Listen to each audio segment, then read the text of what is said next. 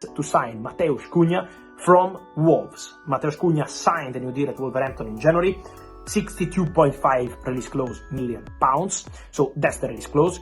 So no need to negotiate with Wolves. Maybe they can talk about the clause structure and all of its payment terms, all these sort of things. But in terms of agreement, the agreement has to be done with the player, not with the club in this case, because there is a clause. And I can tell you that these days, in the last 48 hours, Man United had fresh contacts with the agents of Matheus Cunha, and it's been really positive, because the project explained by Manchester United to the agents of the player, the feeling between Matheus Cunha and Ruben Amorim is excellent. Someone is telling me that there was some sort of great connection between Man United, between the club, between the coach, and between the player.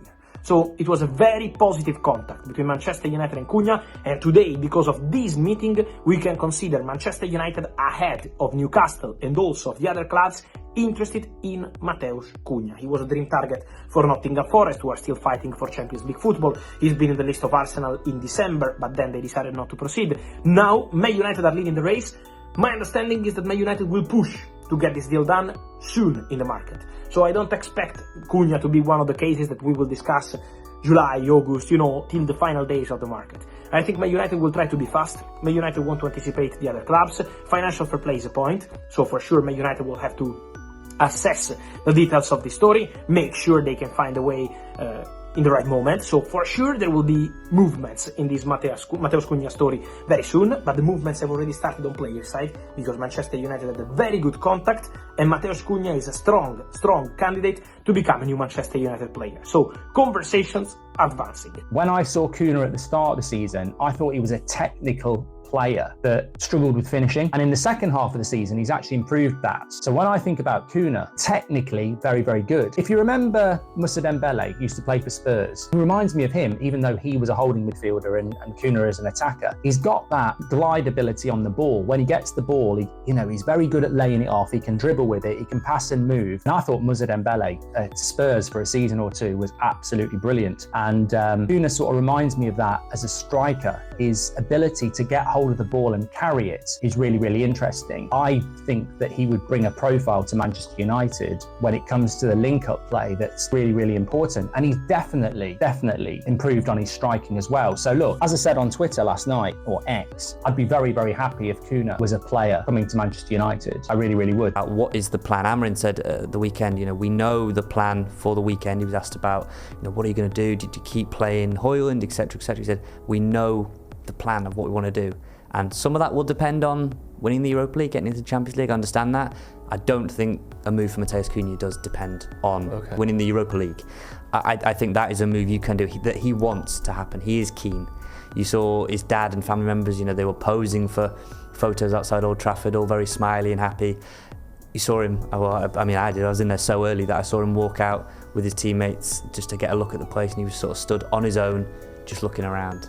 And I love that there'll be people that say, man walks out onto pitch, looks at stadium, hasn't got his eyes closed or whatever, and that is a normal thing. But you could sort of see that it meant something to him, I felt, just from my interpretation. And I think he is keen.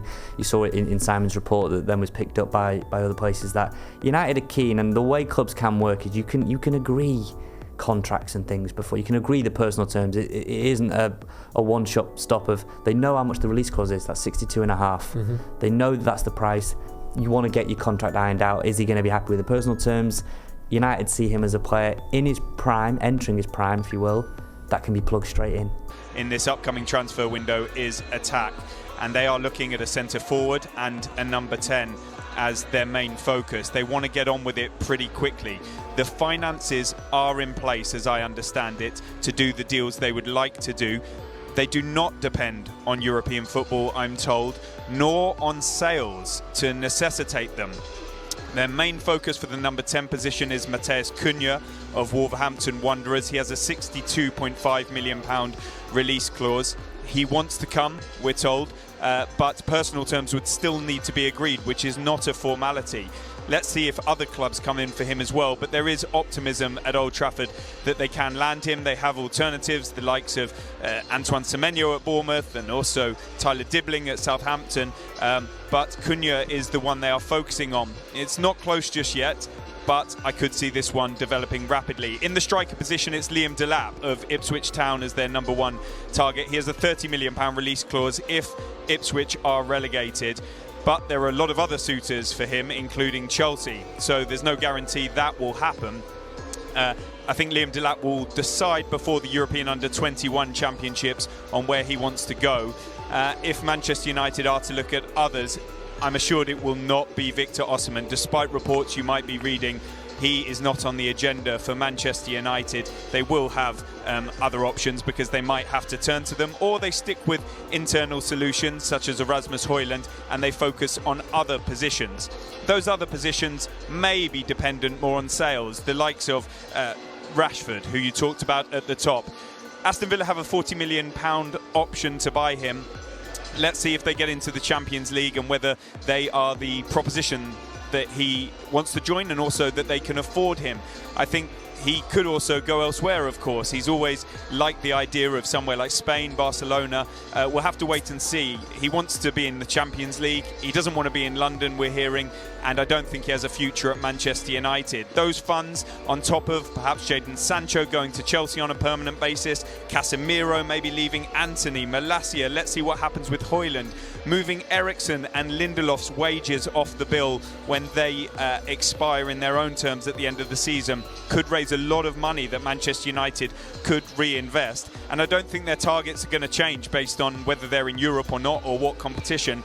They're pretty sure in what they want, and they're going to try and do it in a busy summer at Old Trafford. One thing they don't want to have to do is replace Andre Onana if he can prove himself, because a new goalkeeper was not on the agenda. Certainly not a number one. So let's see if he can turn his form around, stay at Old Trafford, and try and provide a bit of stability between the sticks. But there's plenty else that will happen.